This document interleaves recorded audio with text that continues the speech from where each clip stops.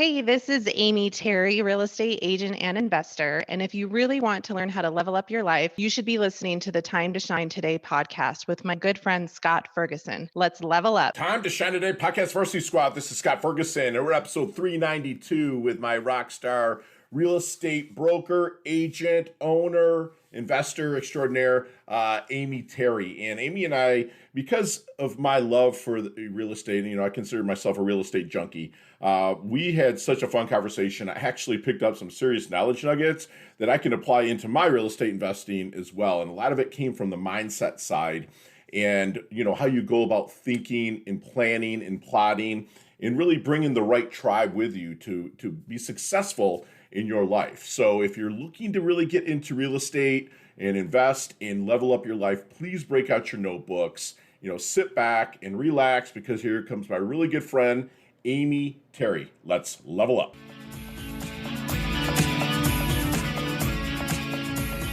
Time to Shine Today podcast Varsity Squad. This is Scott Ferguson, and I am crazy stoked because everybody knows that my favorite subject out there, outside of coaching, of course, is real estate. And I have an absolute rock star, my good friend Amy Terry, who's out in Colorado, which I'll be at in a couple days or tomorrow speaking. And she absolutely crushes it out there. If you check out her socials, she's always doing the business. She's in new construction. She had this really cool detached garage that you walk into a bar basement. Like, she is fantastic with what she does in the real estate world. And she believes that real estate is probably the best wealth vehicle that you can have to increase your net worth and live, the life of your dreams on the back end of your life when you're deciding to do that R word and retire. And Amy, thank you so much for coming on. Please introduce yourself to Time to Shine Today podcast Varsity Squad. But first, what's your favorite color and why? Ooh, green. And I think I just associate it with liveliness and freshness and spring, and just a happy color. And it's in your color wheel. Which I have it on today. Yeah, you're rocking it today. Like everything, it's like if you're watching on Vimeo or YouTube, she's absolutely stunning. And she's absolute killer in the real estate world. And Amy, I love, because we did a little off-camera talking, we talked a little war stories and this and that about real estate. But what you went to college, correct, and graduated, right? I did. How much of that degree do you use in real estate? Well, my dad reminds me constantly how happy he is. He paid for that bachelor's degree. I think the value in that degree was more the networking and the experience. Thank you for saying that I had during school. Yeah, I don't regret it at all, but it doesn't really apply to, especially because my degree is in criminology. Okay. I was, my path originally was law school. That's where I was headed. Okay. So it doesn't really, but I still think it was a really valuable experience and valuable education. You made a mad awesome point, because I'll speak to part of my pro bono stuff that I do is I go and mastermind with teenagers, right? And they'll be like, Fergie, you never went to college. You're like, should I go? I'm like, absolutely, you should go. Because I did time in the military, did 6 tours in the Gulf War, whatever. I came back and I tried college, and I was like, wait a minute, but it was just more fun. And my networking began in the military. Like what you mentioned about college, networking and learning people skills is critical, correct? And that's critical across real estate? It is 100%. But I also will say, if college isn't your thing, there's so many other avenues, as you obviously are a great example. I loved school. Like, if someone would pay for me to continue to go to school, I still would. Right. I was just a total nerd, but not everybody is. I think there's so many paths to success. So sure. I think it's important, but I also think it's not the path, especially the cost of college now. Right. And that was partly why I decided not to go to law school. Because I looked at the expense and I wasn't 100% sure I wanted to practice law. So decided to kind of take a little diversion. But yeah, I mean, the people skills are everything in real estate. Absolutely. Gotcha. Yeah, it's funny. We were talking again off mic about being a real estate agent or a realtor, whatever you want to call us. We're kind of like the bottom. Like, you have this big ladder, and it's like at the bottom are like car salesmen, attorneys than us. You know what I'm saying? It's like in Florida, we say that, part of a prerequisite of being a Florida resident is having your real estate license, right? It's like there's realtors like everywhere now, but then there's, a lot of them might do a deal a year and understand that, they wake up every day unemployed, right? They have to find someone to interview them, to sell them a house, list their house, rent them a house, whatnot. How do you get up every day and get up and get after it and serve people? I'm really passionate about helping people build wealth through real estate. Real estate has truly changed my life and opened up so many opportunities for me. That's what I get excited about, is working with families and changing the trajectory of their lives and generational wealth. And a lot of times this last year, I've talked more people out of selling. I really love to help people turn their primary into a rental as they're upgrading. Mm, So, and it clicks for people. They're like, well, wait, you're talking yourself out of a transaction. And thank you. well, my Yes. goal is not to sell your house. My goal is to help you build long-term wealth. And that was a big shift in my business. I had a hard time, I got my license at 22, having the mind shift of being an attorney that is a little more respected to being a salesperson. But when I shifted my mindset that really I'm a consultant and I'm here to help people build long-term wealth, and I'm consulting them on the largest purchase they'll ever make, that's when everything shifted for me and I started really enjoying it more. I think my clients viewed me differently. Everything is how you feel on the inside and what your intention is in that interaction that shifts everything. So yeah, I'm really excited about helping people. You don't have, like, that real estate gives you the opportunity to do a job that you love, but maybe you don't make a ton of money, Sure. but you can build wealth in another way. So that's what I get excited about, is that it really can be a game changer for a family. That is fantastic that you're willing to walk away from a tranny or transaction to help somebody build their wealth, because one, you're helping them, period. That's service. And two, you don't know who they know. They might say, this person actually gave a, what about my sitch Mhm. and wants me to keep my Mhm. wealth. And a lot of times, if they're, instead of selling it, you flip it into, not flip it, but you turn it into a rental for them, maybe find them a renter and then make a little money on it. But also they're probably purchasing another house, are they not?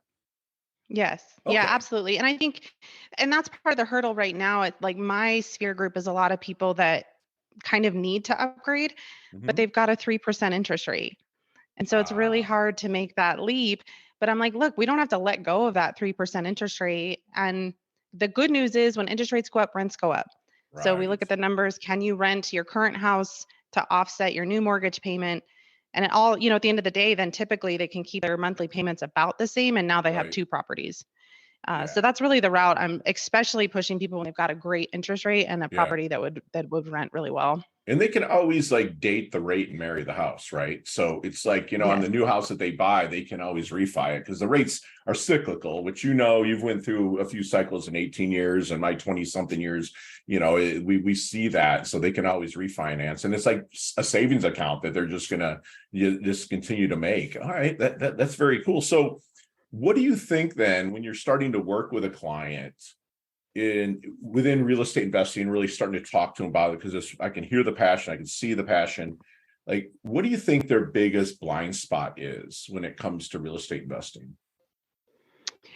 I think a big one is, even whether they're buying their first home or investment, is that you have to have 20% down. I Mm, think that's silly for people to wait that long.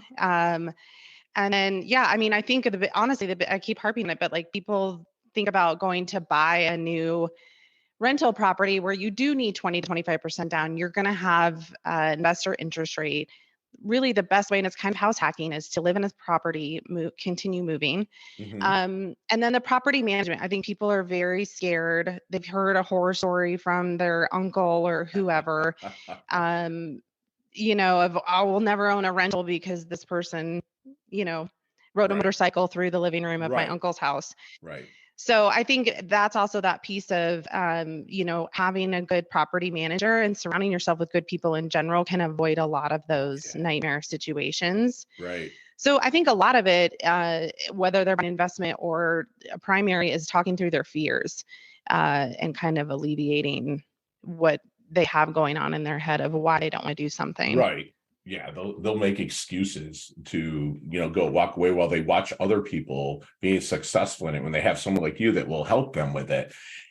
So with me, when I started building mine, it's like I ran out of money, in a sense where it's like I could only leverage myself so much. And so what I would do is, like, I literally, in Michigan at the time, I would look for people that drove, this is the late 90s, early 2000s. So $100,000 car was a lot of money, and I would give them Yeah. like a business card that said, earn 12% return secured by real estate. That's all it said on the front. And on the back, it kind of gave it a breakdown. Hey, you're the first loss payee, in the first hazard insurance payout and stuff. So I started raising money like that. Is there any creative ways that you use to help people raise money to purchase real estate? I haven't done any creative financing in that sense, but I've definitely done some owner carry situations where, tell us what an owner carry is, because the squad doesn't know. Sure. So an owner carry is a situation where someone owns a property free and clear or close to free and clear, and then you can come in as a buyer and essentially the owner becomes the mortgage holder. Gotcha. So you do the same thing. You'll have a deed of trust and a note and an agreement on what you will pay them monthly. You do take ownership of the property. They just now have the note on the property. And especially when you get people that are older and retired, and you tell them like, look, you can either cash out now or you can get this much a month with interest over the next 20 years or whatever you work out. So that a lot of times can be a win-win for everybody, right? Particularly if they'll agree to like 100% financing type of situation. Right. That's fantastic. It's kind of like I wouldn't say maybe like a lease option, lease with an option to buy, or is it in stone that they've got to purchase that at is there like a balloon time that they have got to come up with the rest of the money, or is it negotiated? So yeah, it depends on the note. I mean, it's exactly you're actually buying the property, so there's no rent to own. Okay. You're closing on the property. You have the title to the property, but the owner carries the note. So it's just like they can also foreclose on you if you're not making mortgage payments, just like a lender can. You can also, down the road, same thing, you can refinance, buy that seller out. Right. So it's just all going to break down to what's in your deed of trust, just like any other loan that you get of what, you just have to come to agreement that everybody works for everybody. Right. But they can charge an above market interest rate if they want to, if they're going to grant 100% financing. Sure. Right. Yeah, they could do that. There's no usury there with the 100% financing. And do they generally have kind of like a balloon payment, like they'll pay for 5 years and then like a big balloon at the end for the rest? Or do you ever structure them like that? Typically I do at least 10 years. Okay. If the person is looking to buy to actually live in it. Mm-hmm. I've also done some situations, which this is a little out of the box, but I've done like partner flips. Ooh, so let's say a seller has a property that needs a lot of work, but they either don't have the cash or the know-how or don't want to deal with it. I'll bring in an investor where they sort of partner. The owner continues to own the property. Mm-hmm. The investor comes in, fixes it up, and then they have an agreement of whether they split the proceeds 50-50 or whatever. So that's great for the flipper because they don't have to come in with any financing or cash out of pocket other than getting the renovations done. And then once the property closes, the seller and the flipper get to work out the profits there. So that's another creative way if you don't have a lot of cash. Right. And that takes some time, right? Because you've got to find the right seller. Oh, absolutely. But it's a good opportunity, especially like this year, I've done a ton of properties that people have inherited. So you've got, a 1960s ranch that's almost all original. Right. They've inherited it. They don't want to deal with it. But as an investor, I walk in and I'm like, God, you guys, if you sell it as is, you're leaving a lot of money on the table versus coming in and renovating it. Yeah, that's awesome. I mean, you hold their hand and kind of walk them through that if they bring you in on the deal, correct? Yeah, essentially we kind of say look, you break down the numbers. Like if we sell as is, this is what you're going to net. Okay. If you let us bring in our investor and renovate the property, this is what we think you'll net. And then they make a decision, hand us the keys. We either sell it as is or we do the renovation for them. Gotcha. And you yourself are an investor, correct? I am, yes. Okay, very cool. Very cool. Is there any, then maybe you're starting to work with somebody that wants to get into that wealth vehicle of real estate. Is there any good question that you wish that they would ask you but never do? I mean, in general, I wish that people vetted agents more so than they do, especially on the buy side. It's very common for people to interview agents for a listing, but on the buy side, they usually end up just picking whoever shows them the first house or whoever they cross paths with. I think it's really important to make sure you're working with, especially with investment, where there's, some more risk that the Right. person knows what they're doing. So yeah, I think in general, and it's becoming a little more common. I've had a few buyer consults in the last few years where I know that they're interviewing multiple agents. Okay. But in general, I think consumers should do that, Yes. and just surround themselves with good people, have, the right inspectors, the right lending, the right agent, Right team. Yeah. all of that stuff. Yeah. That's Yeah, so I critical. think also just people being upfront about what their end goal is, and then I can help them sort through if that's realistic, so that they're not disappointed in the process. That's beautiful. Like Stephen Covey would say, begin with the end in mind, right? Like share the end goal so you can provide the path Yes. that's gonna help them the most. So have you seen the movie Back to the Future? Yes. Okay, let's get in that DeLorean with Marty McFly. Let's go back to obviously you've been out of college for 18 years. Let's go back to the Double Deuce, the 22-year-old Amy. What kind of knowledge Okay. nuggets might you drop on her? Not so much to change anything because you've lived a pretty damn good life, but at the 22-year-old Amy, what kind of knowledge nuggets might you drop on her maybe to shorten the learning curve, blast through, or level up just a little bit quicker? I would say, especially getting into the real estate industry, don't take everything so personal. I cried a lot my first couple of years. Mm-hmm. And, as you grow and do more business, you realize 99.9% of the time, people's decisions have nothing to do with you. It's usually something going on in their life, or they're not being upfront about what's going on.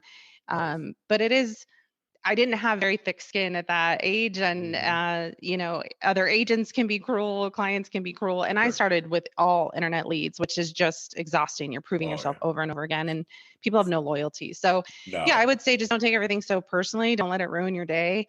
And then I think mindset is something that's always evolved for me, but Sure. what you focus on expands. So Yes. really focus on the positive, and there is a positive in every market, and there is a market in every market. Yeah. I coach that a lot with my agents. They're Yes. frustrated with stuff sitting on the market now, but I'm like, you guys, a year and a half ago, you couldn't get anybody under contract. So Right. like choose your choose Yeah. your positive here. Yeah. Like my So yeah, good mindset I think dictates all of it. I love that. Like my good friend Gary Keller would say, shift. You've got to shift with. I remember when short sales were big and everybody's like, oh shit, man, like what am I going to do? I was like, dude, I'm doing short sales. Like I got an attorney that was an Me too. absolute beast, right? And I did between 2010 and 2014, 412 short sales. In short Wow. sales, you were double dipping them because you would list it, but you did the strategic default and squat. I'm doing that with quotes where you would get them into another house, right? And Yeah. then Yeah. and then you would, and while you had them in the other house, while they were buying it, you put their current house that was underwater on the market for like, let's say would rent for like 2,000 for like $6,000 on the market, right? And then they close the house, then you do the short sale on that. So you're making two sales and sometimes three, because sometimes I'd find the buyer for their short sale. And you also mentioned another thing is that when you first get started in the business, like there's real estate, you could probably agree with me on this, Amy, is that it's probably the person's biggest investment they're making to that point in their life.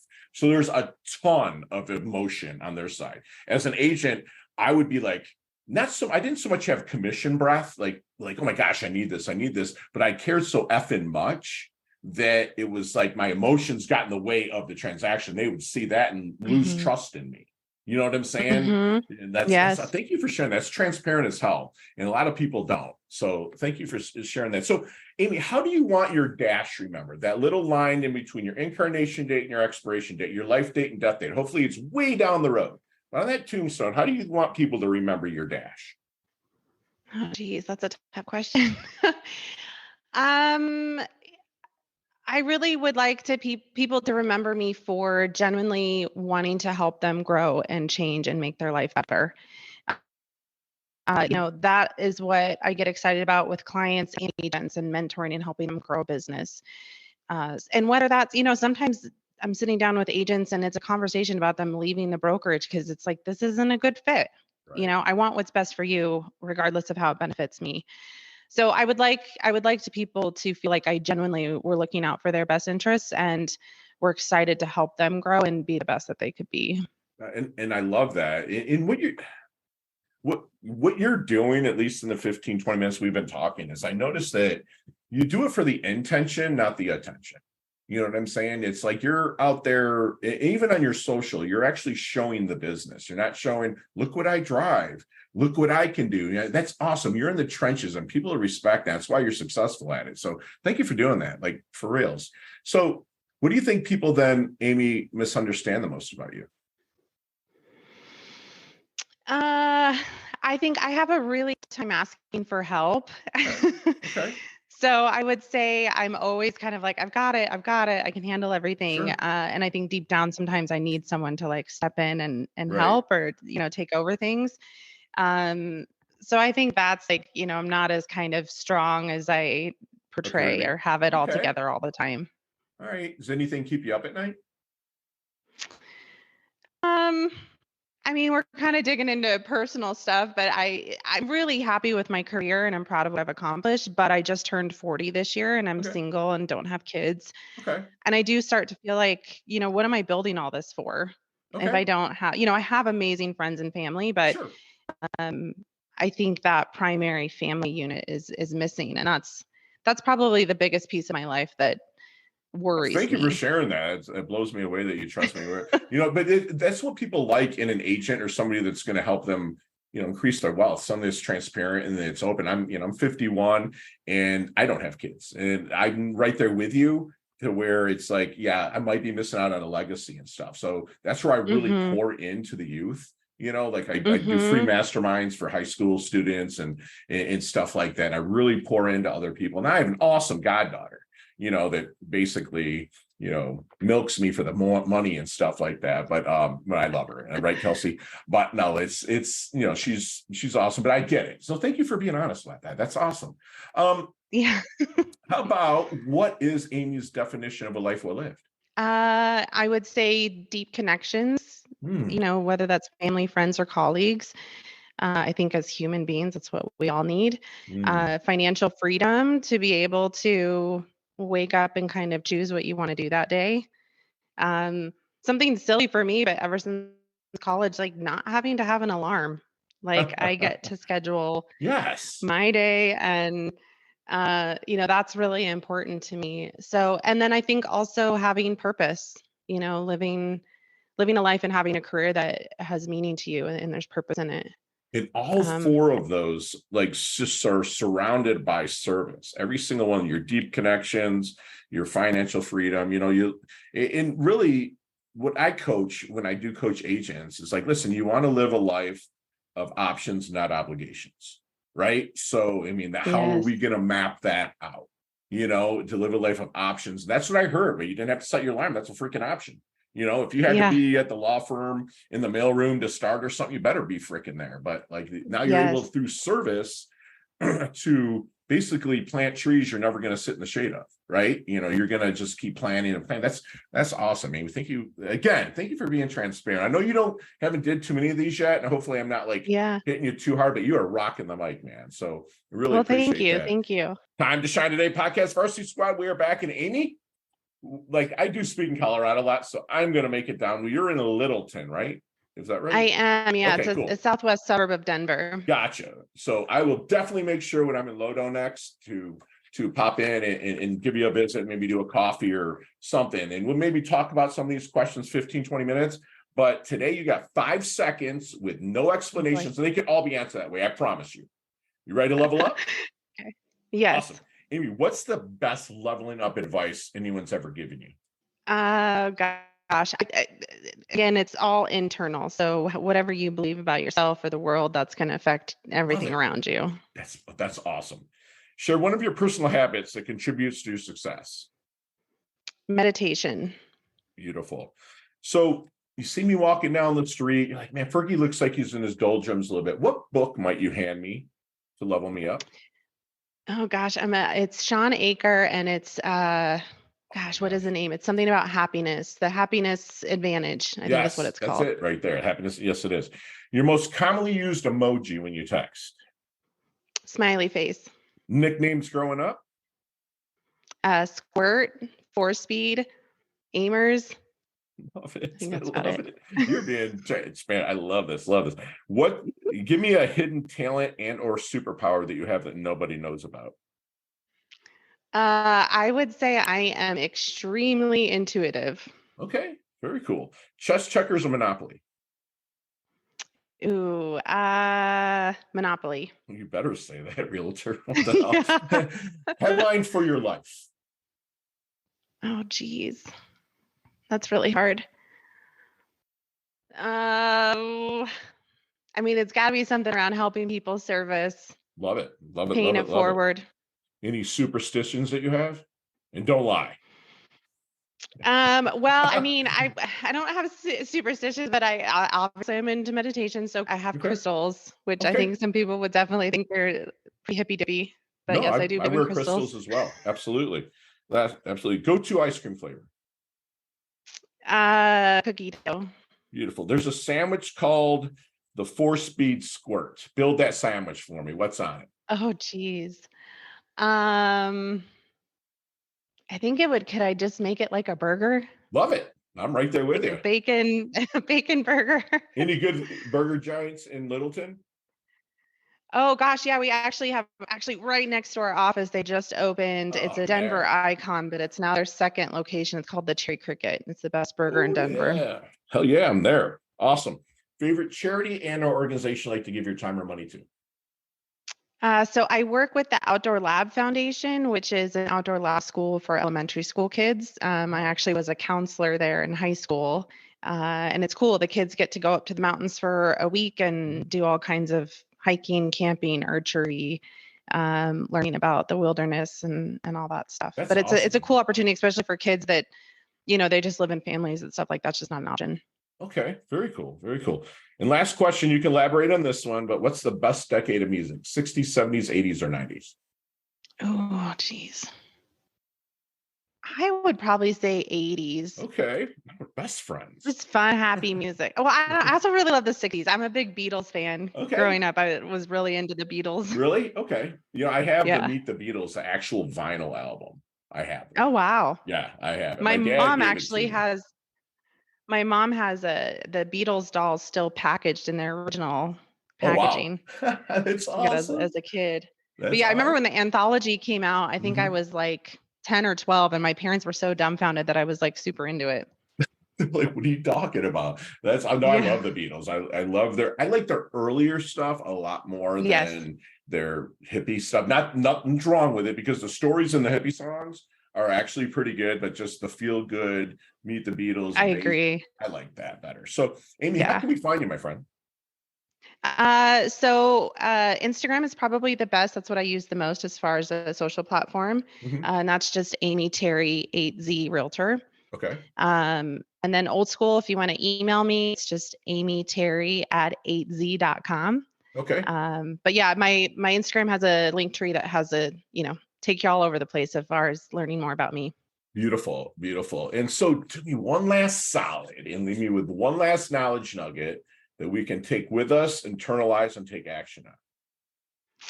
So this is something for all the ladies out there that Yes, please. mentors shared with me that I thought was very cool. We're kind of working within our brokerage to get more women into the leadership position. Mhm. And so we were sort of brainstorming, and a person, basically I had passed on some really good opportunities, and she had shared with me, look, that the men in our company, their job is to make space for us, but then our job is to step into that and own that space. Mm, So that has just like always sticks in my head now. Every time I get an opportunity, like it's my job to step into that if I really want to grow love and that. change. And really that's for everybody, but particularly women. We can't bitch about not being in a leadership position when you Yeah, pass on opportunities. right. Thank you. Because a lot of people, like I say this and people don't really like it all the time, but winners make adjustments, losers and mediocre people make excuses, right? And Mhm. winners going to adjust and make themselves fit into that space, right? Mhm. Thank you for leaving us with that. And squad, I just had a really fun conversation with rockstar agent and investor Amy Terry. She's passionate about helping people build their wealth through real estate. she's willing as an agent to walk away from money to help you build your wealth, which is absolutely fantastic.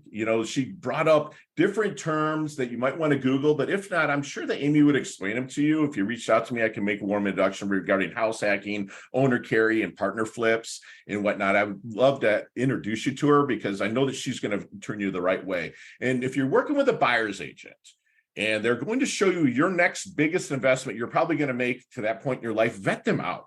There's social media is everywhere. Make sure that they're good. Google, Yelp them, whatever. But vet out your buyer's agent because everybody interviews 5, 10 listing agents. Amy reminded us to vet out your buyer's agent.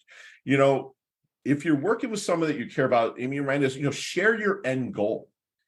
Find out even what their end goal is. So maybe you can help each other get there. She wants you to remind, don't take everything so personal. People's thoughts of you, like people laugh at me because I tell them my New Year's resolution is two things. One, I want to make someone smile every single day. And I just got Amy, she smiled. And two, unless I've hurt you, disrespected you, owe you, or judged you, I give zero, what you think about me. So don't take the stuff personal because there are people that have a problem with you. It's something that they're dealing through. Okay. Be empathetic to them, but don't take it personal.